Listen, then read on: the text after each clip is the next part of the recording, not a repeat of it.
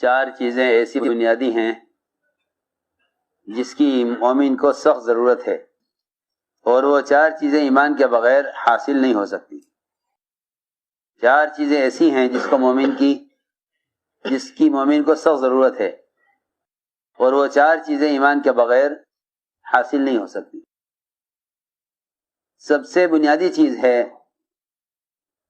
اللہ کے دین پر استقامت، اللہ کے دین پر استقامت۔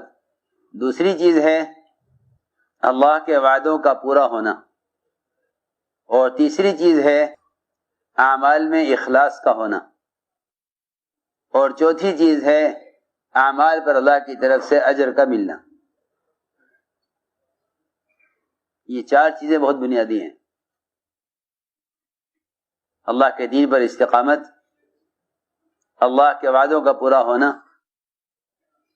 اور اعمال میں اخلاص کا ہونا، اور اعمال پر اجر کا ملنا۔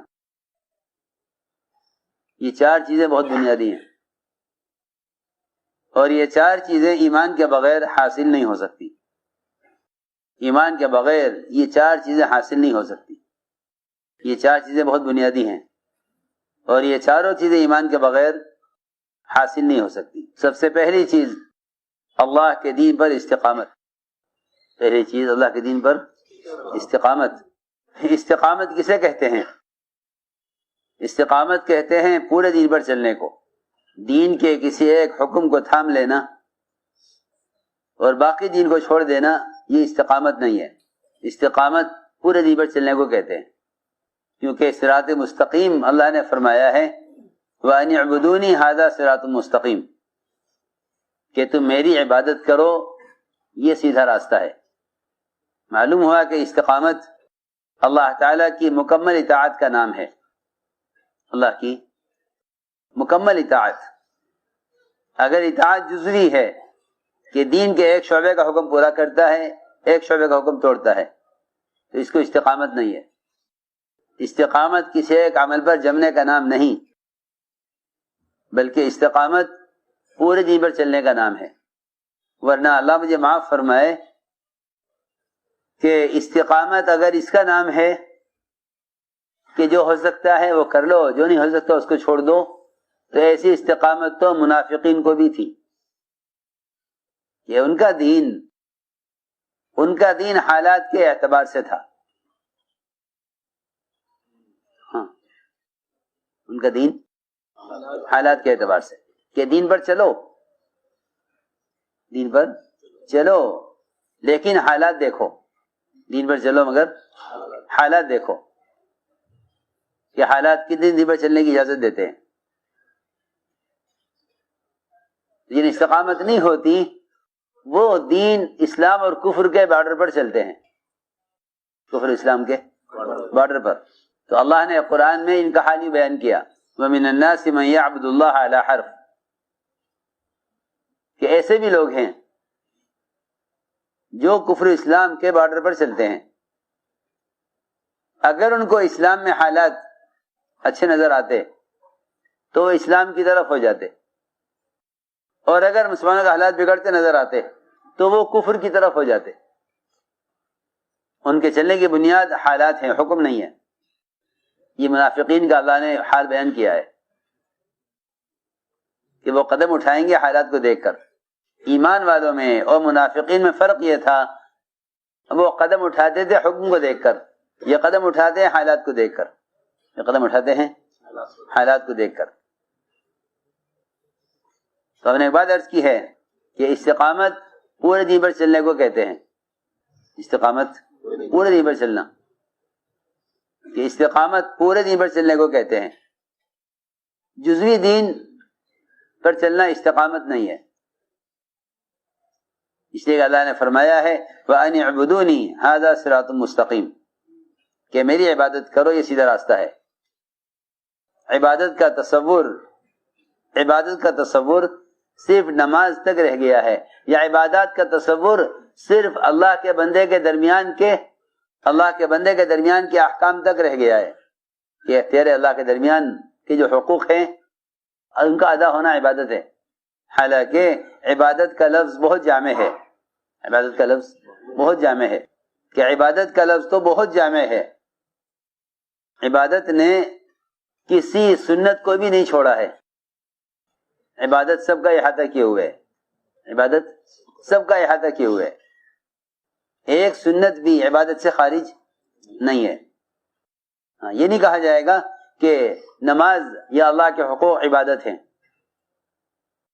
اس زمانے میں عبادت کا تصور صرف ان احکام تک رہ گیا ہے جو احکام اس کے اللہ کے درمیان ہیں. جو احکام اس کے اور اللہ کے درمیان. حالانکہ عبادت تو بہت جامع لفظ ہے. امام غزالی فرماتے ہیں 10 چیزیں عبادت ہیں. 10 چیزیں عبادت ہیں. 10 چیزیں عبادت ہیں. نماز اور روزہ، حج اور زکوٰۃ، ذکر اور تلاوت، دعوت الی اللہ کی محنت اور تجارت، اور پڑوسیوں کے حقوق، سنت کا اہتمام. یہ 10 چیزیں مل کر عبادت ہیں. یہ 10 چیزیں مل کر عبادت ہیں. جو ان 10 لائنوں میں، ان 10 شعبوں میں حکم پورا کر رہا ہے وہ عبادت پر ہے. اور جو عبادت پر ہے وہ استقامت پر ہے. جو اس طرح عبادت پر ہے وہ استقامت پر ہے. جزوی دین پر چلنا استقامت نہیں ہے. ایک لائن میں حکم پورا کیا، ایک لائن میں حکم توڑ دیا، اس کو استقامت نہیں کہیں گے. بلکہ استقامت، پورے دین پر چلنے کا نام استقامت ہے. پورے دین پر چلنے کا نام استقامت ہے. وَأَنِ اعْبُدُونِي هَذَا صِرَاطٌ مُسْتَقِيمٌ، کہ تم میری ہی عبادت کرو، یہ سیدھا راستہ ہے. عبادت اور اطاعت یہ دونوں ایک چیز ہیں. دونوں ایک چیز ہیں. اور یہ اللہ کا حق ہے. یہ اللہ کا حق ہے. دونوں ایک چیز ہیں. اور کس کا حق ہے؟ یہ اللہ کا حق ہے. یہ بہت اہم بات ہے کہ جس طرح اللہ کے غیر کو رب نہیں بنایا جا سکتا، اس طرح اللہ کے غیر کی اطاعت نہیں کی جا سکتی. اللہ کے غیر کو رب نہیں بنا سکتے. اللہ کے غیر کو رب نہیں بنا سکتے. اللہ کے غیر کو رب نہیں بنا سکتے. سنو غور سے، اللہ کے غیر کی اطاعت کرنا اللہ کو رب اور معبود بنانا ہے. اللہ کے غیر کی اطاعت کرنا اللہ کے غیر کو رب اور معبود بنانا ہے. بہت دھیان سے بات سننی پڑے گی کہ رب اللہ کا غیر نہیں ہو سکتا، اور عبادت اللہ کے غیر کی نہیں ہو سکتی. عبادت اللہ کے غیر کی نہیں ہو سکتی. اور رب اللہ کے غیر کو نہیں بنایا جا سکتا کسی قیمت پر نہیں. کیونکہ عبادت اللہ کا حق ہے. اللہ کے غیر معبود نہیں ہو سکتا. اللہ کے غیر رب نہیں ہو سکتا. لیکن اگر کوئی شخص اللہ کے حکم کے خلاف اس کے غیر کی اطاعت کرے، حضور اکرم صلی اللہ علیہ وسلم نے فرمایا کہ اس نے اللہ کے غیر کو رب بنا لیا. سنو غور سے، حضور اکرم صلی اللہ علیہ وسلم نے اپنے صحابہ کو اللہ کی اطاعت پر، اس کی عبادت پر ایسا تیار کیا تھا کہ وہ اللہ کے حکم کے خلاف اللہ کے مخلوق کی اطاعت کرنے میں اپنی ہلاکت یقین کرتے تھے. ایسا یقین بنایا تھا. آپ نے فرمایا، عدی بن حاتم نے سوال کیا آپ سے کہ یا رسول اللہ، ہم آپ پر ایمان لانے سے پہلے بھی اللہ ہی کو رب مانتے تھے. آپ پر ایمان لانے سے پہلے اللہ ہی کو رب مانتے تھے. ہم نے کبھی اللہ کے غیر کو اپنا رب نہیں بنایا. پھر اللہ نے قرآن میں کیوں فرمایا ہے اتخذوا احبارهم ورهبانهم اربابا من دون اللہ، کہ انہوں نے اپنے علماء اور مشائخ کو، اپنے احبار اور رہبان کو اللہ کے سوا میں رب بنایا ہوا تھا. آپ نے فرمایا اے عدی، یہ بتلاؤ جب تمہارے احبار اور رہبان اور تمہارے مشائخ اللہ کی حرام کی ہوئی چیز کو حلال کرتے تھے، حلال کی ہوئی چیز کو حرام کرتے تھے، اور تم جانتے تھے کہ یہ غلط ہے، تم ان کی بات مانتے تھے یا نہیں مانتے تھے؟ ان کی بات مانتے تھے یا نہیں مانتے تھے؟ آپ نے یہ پوچھا. عدی بن حاتم نے عرض کیا کہ ہاں یا رسول اللہ، ہم ان کی بات مانا کرتے تھے، ہم تو آپ کی اطاعت کریں گے، آپ حلال کو حرام کہیں، حرام کو حلال کریں، ہم ان کی بات مانا کرتے تھے. تو آپ نے فرمایا اے عدی، تب تو تم نے ان کو اللہ کے سوا اپنا رب بنا لیا تھا. یہاں ہے یہ بات، یہاں ہے یہ بات سوچنے کی کہ حرام کو حلال کر دیا، حلال کو حرام کر دیا. تو آپ نے فرمایا تب تو تم نے ان کو اپنا رب بنا لیا تھا. ایک بات ہے یہ کہ میں نے عرض کیا کہ عبادت اور اطاعت یہ اللہ کا حق ہے. عبادت اور اطاعت اللہ کا حق ہے. اللہ کے غیر کی جس طرح عبادت نہیں کی جا سکتی، اللہ کے غیر کی اطاعت نہیں کی جا سکتی. کہ وہ رب کا حق ہے. اس کا حق ہے کہ وہ رب کا حق ہے، وہ رب کا حق ہے کہ اسی کی اطاعت کی جائے اور اسی کی عبادت کی جائے، اس کی اطاعت کی جائے، اسی کی عبادت کی جائے. میرے عزیزو، عبادت صرف سر جھکانے کا نام نہیں ہے. عبادت صرف سر جھکانے کا نام نہیں ہے. اللہ تعالیٰ دیکھیں گے کہ زندگی کے تمام شعبوں میں اس کے دل کا جھکاؤ کس طرف ہے، دل کا جھکاؤ کس طرف ہے. نماز تو اللہ کے احکام میں سے ایک حکم ہے کہ اگر یہ نماز میں اپنا سر جھکائے ہوئے ہے بیت اللہ کی طرف اور اللہ کے سامنے، تو یہ سارے اسلام کا ایک حکم ہوا.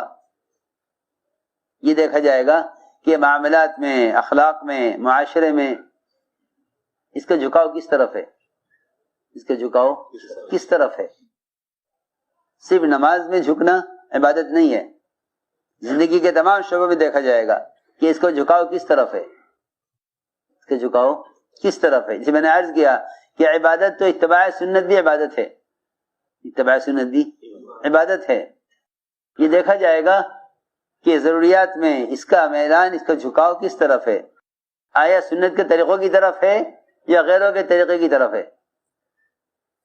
شادی میں دیکھا جائے گا اس کا دل کا جھکاؤ کس طرف ہے. آیا سنت کے طریقوں کی طرف ہے یا غیروں کے طریقوں کی طرف ہے. جھکنا صرف سر جھکانے کو نہیں کہتے. یہ تو جھکنا تو طریقہ عبادت ہے، جھکنا طریقہ عبادت ہے، جھکنا تو طریقہ عبادت ہے.